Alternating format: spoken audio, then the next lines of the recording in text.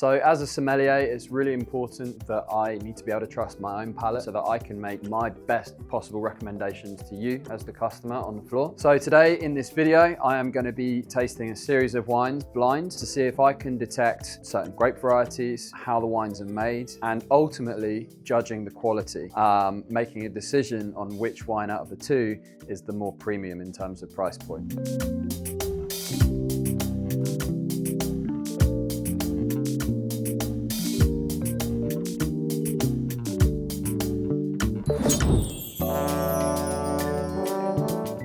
I just don't really know what this is giving me at all. This is really confusing me. If this is champagne, then they're doing something wrong. Hi, I'm Charlie, and I am the head sommelier here at the Lost Estate.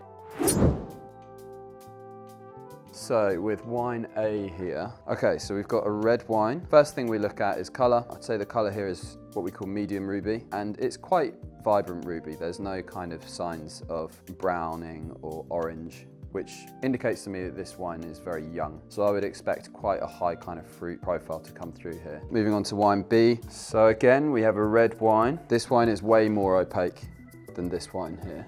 This already signifies to me that this is going to have much more body because I can't see through it. If I put my finger behind it, I can't see my finger, I can't see the stem of the glass. So body is basically an assessment of combination of things: tannin, alcohol, acidity, flavor intensity, sweetness. All these things that accumulate together create what we call body. So wine being full-bodied is not necessarily a sign of quality. It all comes down to personal preference. Next thing we're going to do is swirl the wine.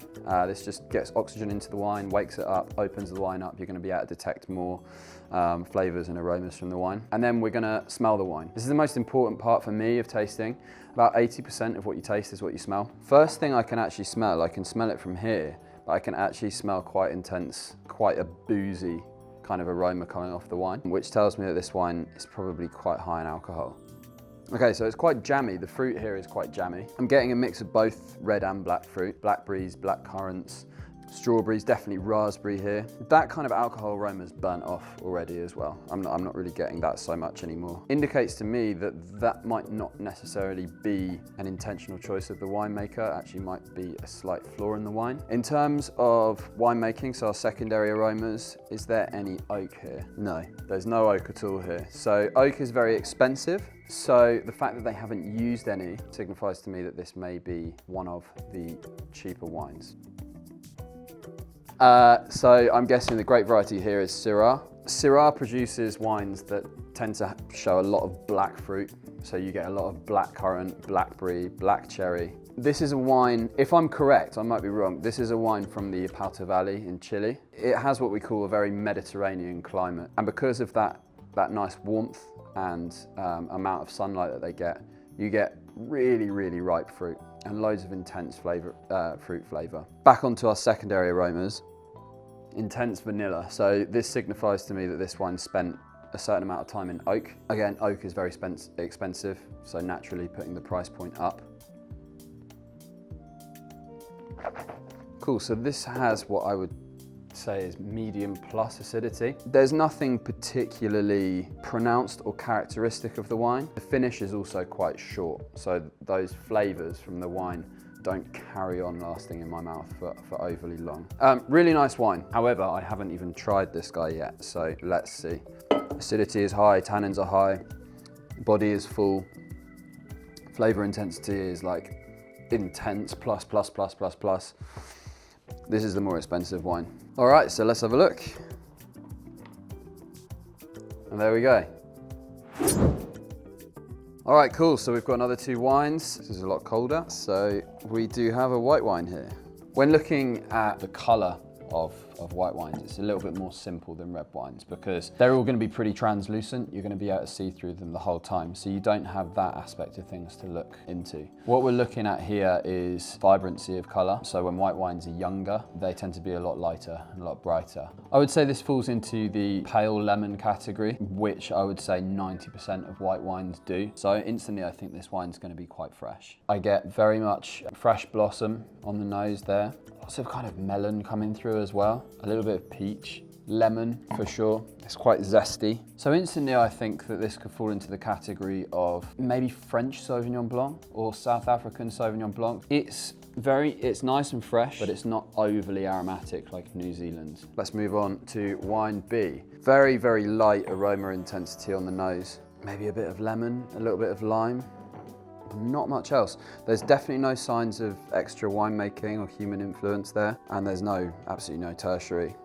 So straight off the bat, I'm going to say that this is the more affordable of the two.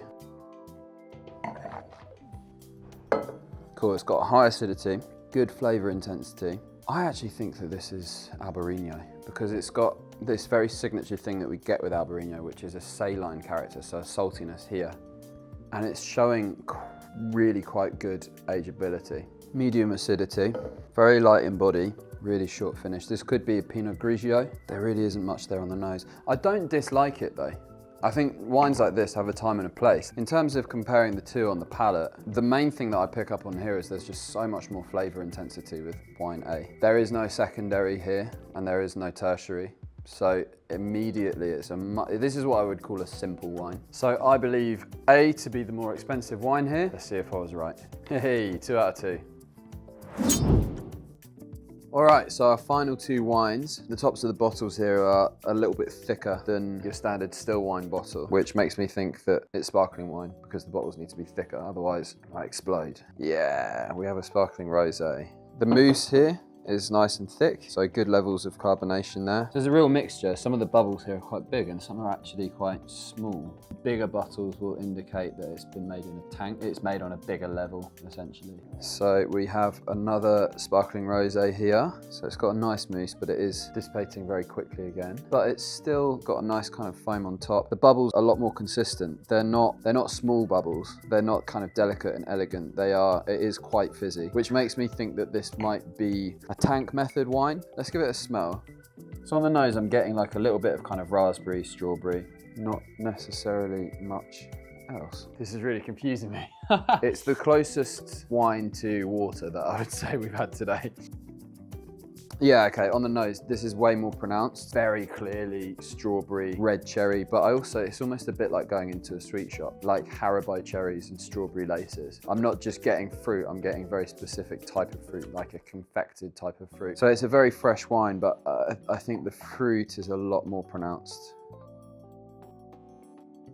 I can't actually pick up on much distinct characteristics at all. It's very kind of generic, short finish. Yeah, this is really throwing me. Again, the flavor intensity is there. I think this could be either a pink Prosecco or maybe Lambrusco. Don't think that this is champagne. It just doesn't have those kind of savory kind of notes that you would expect from champagne, but I do think it's made very well. Okay, this one has thrown me the most. I think the premium price point wine is wine B. However, I could be completely wrong. I just don't really know what this is giving me at all. Yeah, I'm gonna go with this guy. Much more pronounced, much more defined. It's much more elegant in the glass. It just feels like more time has been taken into making this wine. Okay, so I'm going with B. Let's see if I was right. Whoa, this one threw me a lot, but I'm there. I mean, some people must really like it, but there's just nothing happening at all.